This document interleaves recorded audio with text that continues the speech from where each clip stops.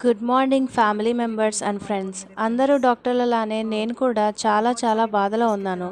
నాకేమనిపిస్తుందంటే నేను కొన్ని విషయాలు చెప్పాలి అని అనుకుంటున్నాను. అవి విని మీరు సేఫ్గా ఉంటే నాకు ఎంతో మానసిక ప్రశాంతత దొరుకుతుంది. మీ అందరికీ తెలిసినట్టుగానే ముంబై పరిస్థితి చాలా దారుణంగా ఉంది. రోజురోజుకి ఎన్నో రాష్ట్రాల ప్రాంతాలు, నగరాలు, గ్రామాలు కూడా ఇలానే అయిపోతున్నాయి. ప్రస్తుతం ముంబై హాస్పిటల్లో పరిస్థితి ఎంత దారుణంగా ఉందంటే ఐసీయూ బెడ్స్ వెయిటింగ్లో ఉన్నాయి. పేషెంట్స్ కోసం బెడ్స్ లేవు. ఇది పూర్తిగా సహాయం చేయలేని పరిస్థితి. ఇన్ని సంవత్సరాల నా కెరీర్లో ఇప్పటి వరకు ఈ నిస్సహాయ స్థితిని ఎప్పుడూ చూడలేదు. ఇప్పుడు పూర్తిగా పేషెంట్స్కి ఇంట్లోనే ఆక్సిజన్తో వైద్యం ఇవ్వాల్సిన పరిస్థితి ఉంది. ఇప్పుడు ఎంజాయ్ చేసే పరిస్థితి కాదు. కాబట్టి మీ ప్రతి ఒక్కరూ తప్పనిసరిగా నేను చెప్పే విషయాలను పాటించండి. మొదటిది, మీరు జాగ్రత్తగా ఉండండి. నాకు గత సంవత్సరం నుండి కరోనా రాలేదు కాబట్టి నాకు ఇమ్యూనిటీ బాగుంది. నేను సూపర్ హీరో అని ఫీల్ అవ్వకండి. అలాంటిదేమీ లేదు. అలా ఆలోచిస్తే మీరు తప్పుడు ఆలోచనలో ఉన్నట్టే. ఇక్కడ మేము యువకులను కూడా చూస్తున్నాం. 35 సంవత్సరాల వారు కూడా వెంటిలేటర్ పైన పెడుతున్నాం. మరియు మేము ప్రజలకు సహాయం పడటంలో నిస్సహాయ స్థితిలో ఉన్నాం. కాబట్టి మీలో ఎవరూ కూడా అలాంటి పరిస్థితికి రాకుండా ఉండాలి. సో మేము ఇలా ఎమోషనల్ అవ్వడానికి కారణం మేము ఏం చేయలేకపోతున్నాం. కాబట్టి ముఖ్యంగా మీ గురించి మీరు జాగ్రత్త తీసుకోండి. ఇప్పుడు కోవిడ్ మీ చుట్టుపక్కల ప్రతి చోట ఉంది. So, sorry. Uh, మీరు ఇంట్లో నుండి బయటకు వచ్చినప్పుడు అది ఫ్రెండ్స్ని కలవడానికి అయి ఉండొచ్చు, ఫ్యామిలీ మెంబర్స్ని కలవడానికి అయి ఉండొచ్చు. మాస్క్ మాత్రం తప్పనిసరిగా ధరించండి.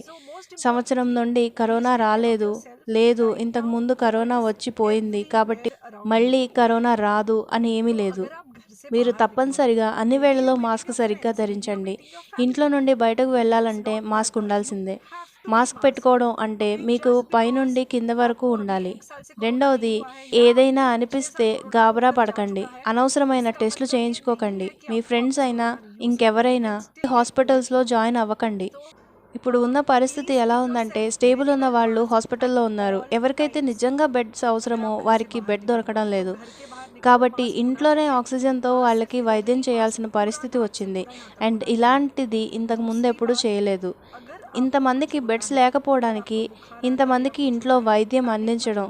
కాబట్టి దయచేసి ఎవరికైతే అవసరమో వారి కోసం బెడ్స్ని వదిలేయండి. ఎవరికైతే నిమోనియా లాంటివి ఉండి ఆక్సిజన్ అవసరమో మరియు ఎవరికైతే హాస్పిటల్స్లో డాక్టర్ల పర్యవేక్షణ అవసరమో వారికి వదిలేయండి. మూడోది, ఇప్పటి వరకు మీరు వ్యాక్సిన్ తీసుకోకపోయి ఉంటే కారణం ఏదైనా కావచ్చు. మీరు ట్రావెలింగ్లో ఉండి ఉండొచ్చు, లేదా వ్యాక్సిన్ వాళ్ళ సైడ్ ఎఫెక్ట్స్ ఉన్నాయి అని వాట్సాప్ ఫార్వర్డ్ చేసి ఉండొచ్చు.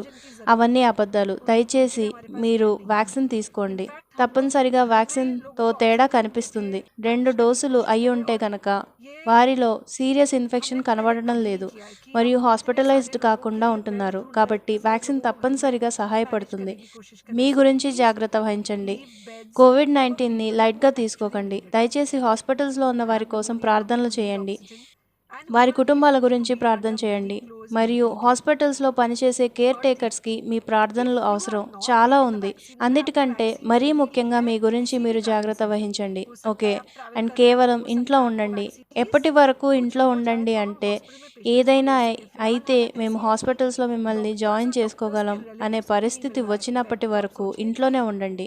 ఇప్పుడు ఎలా ఉందంటే కనీసం డాక్టర్ల బంధువులకు కూడా బెడ్స్ దొరకడం లేదు. అంటే ఆలోచించండి. ఇది పూర్తి నిస్సహాయ స్థితి. ఓకే. ఒక్కటే గుర్తుంచుకోండి. మీ సంకల్పంలో సెకండ్ వేవ్ని దాటగలం మరియు థర్డ్ వేవ్ రాకుండా జాగ్రత్త వహించాలి. సో థర్డ్ వేవ్ అయితే రాకుండా చూడాలి. కానీ ఈ సెకండ్ వేవ్ మాత్రం అస్సలు ఏమాత్రం సేఫ్గా కనబడడం లేదు. Okay. Take care. I really love you. Good morning मेरे परिवार वालों और मेरे फ्रेंड्स। बहुत सारे डॉक्टर्स की तरह मैं भी बहुत परेशान हूँ, इसलिए मुझे लगा कि शायद मैं आपको अगर कुछ चीज़ें बताना चाहती हूँ और मैं शायद अगर ये बताऊँगी और अगर आप लोग सेफ़ रहोगे तो I might be at more peace. जैसे आपको सबको पता है कि बॉम्बे की हालत तो बहुत ख़राब है और धीरे धीरे बहुत सारे शहरों की और बहुत सारे स्टेट्स इवन टाउन्स की हालत ख़राब होते जा रही है। बॉम्बे की हालत तो इतनी ख़राब है कि हमारे हॉस्पिटल्स में आईसीयू बेड्स वेटिंग पे है, पेशेंट्स के लिए बेड्स नहीं है. It's a very very helpless, यानी मुझे इतना हेल्पलेस और लाचार कभी फील नहीं हुआ है. We have to literally manage patients at home with oxygen, and this is not something we are enjoying. So I really, really want all of you to follow a few things that I really am requesting you to follow.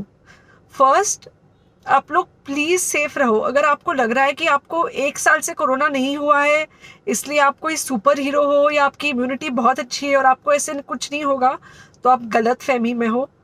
हम young लोगों को देख रहे हैं. I mean we have a 35-year-old who's on the ventilator and we are not able to help people now. So we do not want, we really don't want any of you to be in that situation. So sorry,